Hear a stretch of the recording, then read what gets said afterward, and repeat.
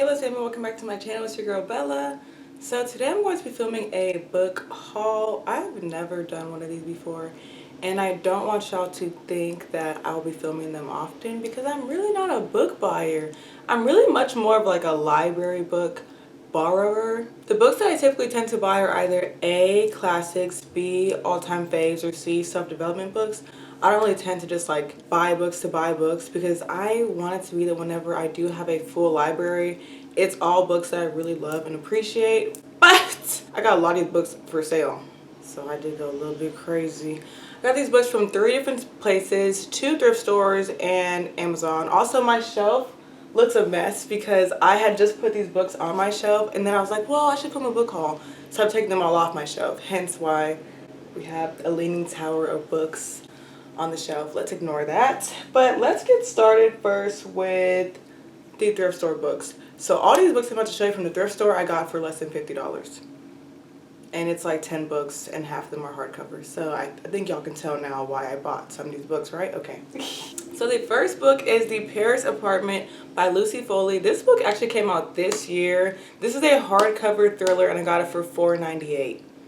That's all. That's why I said give it to me, give it to me, give it to me. Because first I'm going to say I've been looking for a good thrift store in Charlotte. I've been to at least 4 and I never find good books.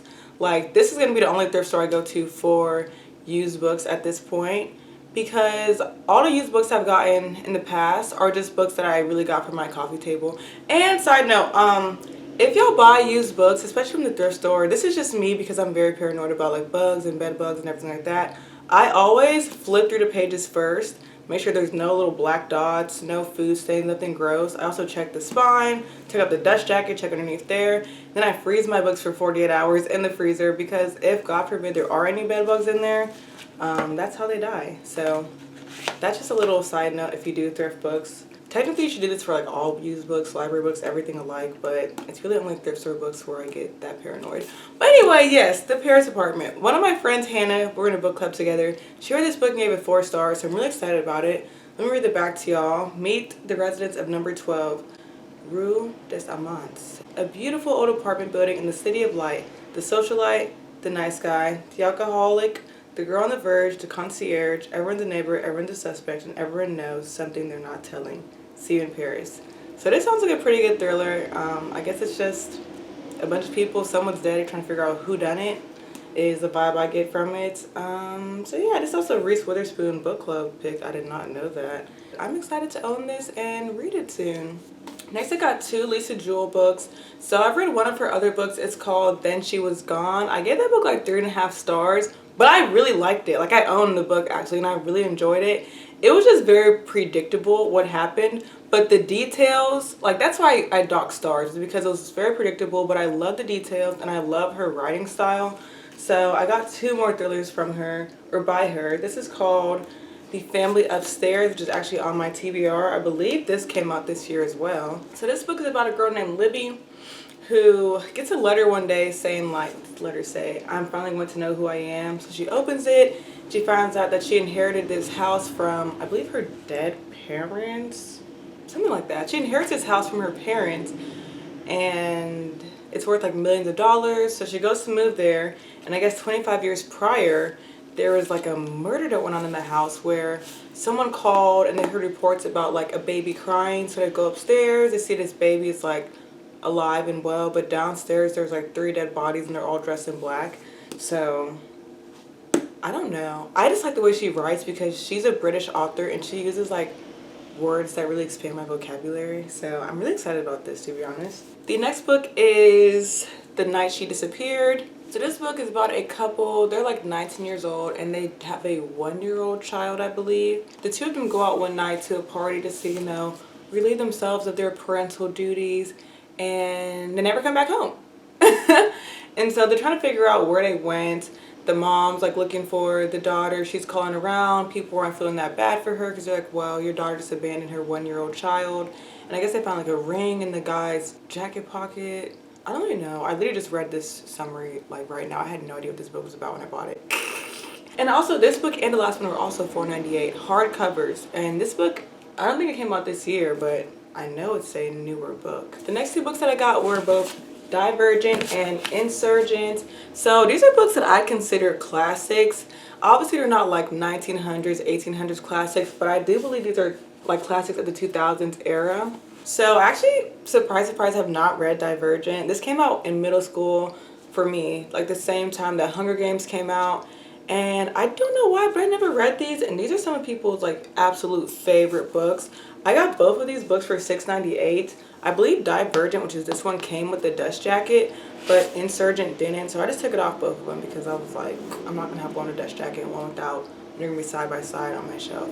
So I have no idea what these are about, but I do plan on reading them, and probably for a video, honestly. Also, they came with this, which says The World of Veronica Roth's #1 New York Times bestselling Divergent series, because those came together as a bundle with this just slipped inside. So next book I got is called The Secret Life of Bees. This was $2.98. So this book is about a black woman in South Carolina in 1964. Her mother had a mysterious murder that she's still trying to figure out about. And she has a friend who insults, I guess, a group of like white men. So they decide to run away together. I believe they run away to another town in South Carolina. And then they get introduced to this trio of black beekeepers. And I don't really know what goes on from there. One of my coworkers who's in my cohort in my job told me this book is really good. Next book I got was Holes. This book was only $1.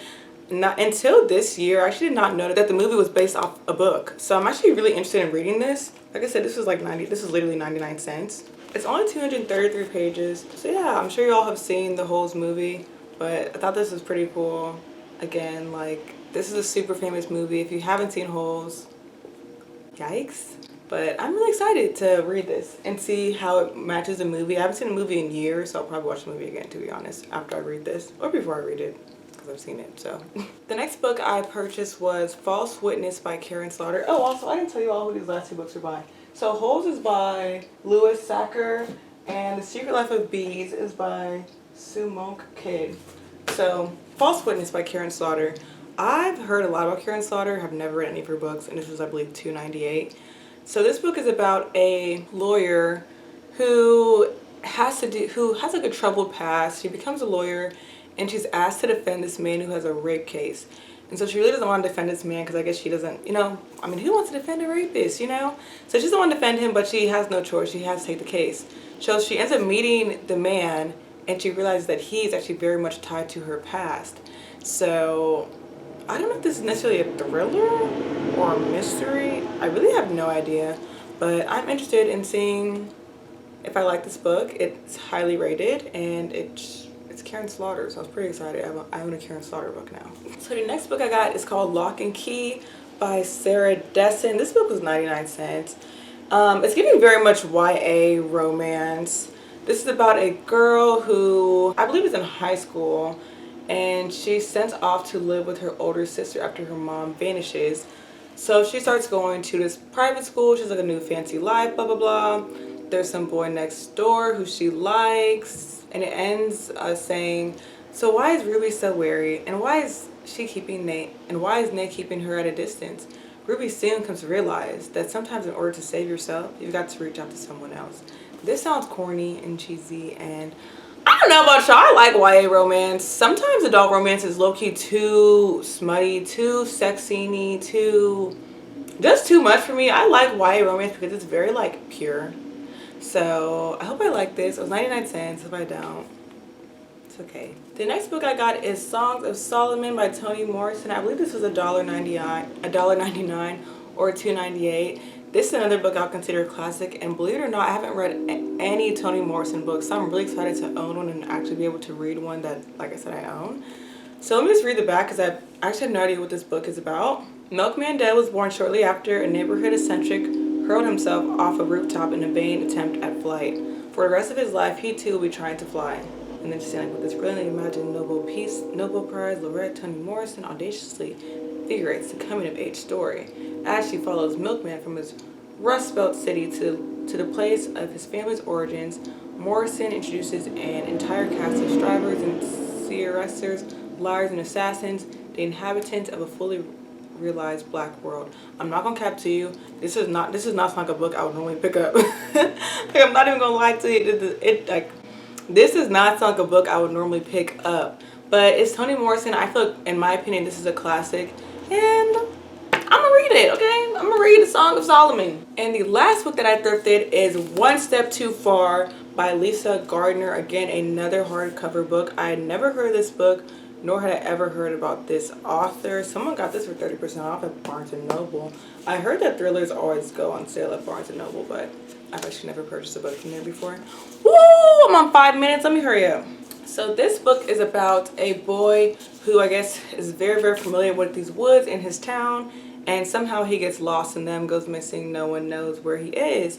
So his parents are crushed, and there's this girl, I don't know if she's like a detective or what, I don't think she's not a detective, but there's this lady who is pretty much helping them with their last search party because she's really, really good at finding missing people. And during this last search party, they realize there's something in the woods. I don't know if it's like a human, something supernatural, but there's something in the woods. That was a bad description, wasn't it? Maybe just read the summary, the synopsis for this one, and don't rely on me, because like I said, I had never heard of this book. So it's not a good though. I like a good thriller. So the last 4 books I got are all self-development books.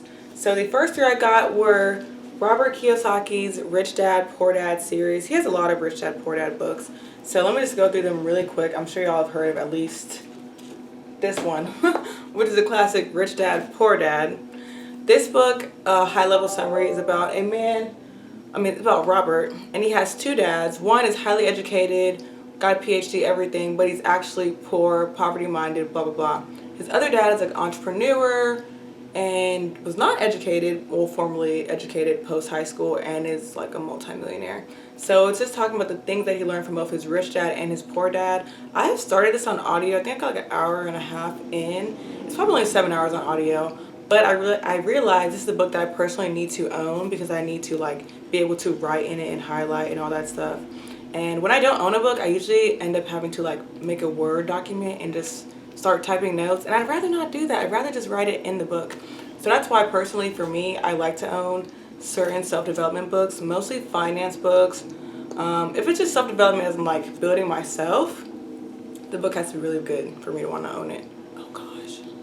Okay, let me hurry up. I also got his Guide to Investing, which I have no idea what this is about. And I got the Cash Flow Quadrant, which my mentor recommended to me. Again, I'm like an hour and a half into on audio, and I was like, you know what, I need to just own it. This is about the 4 quadrants that everyone lives in. E for employee, S for small business, or on the left side. On the right side is big business and investor. And it's how we're all in one or maybe more of these quadrants and how to move around. This is called Rich Dad's Cash Flow Quadrant, Guide to Financial Freedom. Last book, I've actually read this book already. It's Atomic Habits by James Clear. I give this book 5 stars. It's one of the best books I've read this year. It's all about habit forming, habit formation, and I just got a lot of like insight from this book. Usually self-development books don't always teach me a lot. Not to say that I know so much, but sometimes they're just a little too common sense. This book really taught me. I listened to this on audio and then I bought a copy of it after, because as I was saying, I was taking so many notes and I wanted to be able to write the notes in here.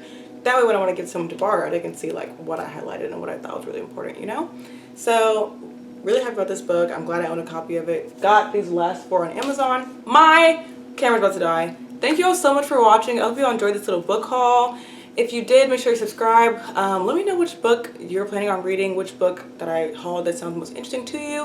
And I'll see you all in my next video. Bye.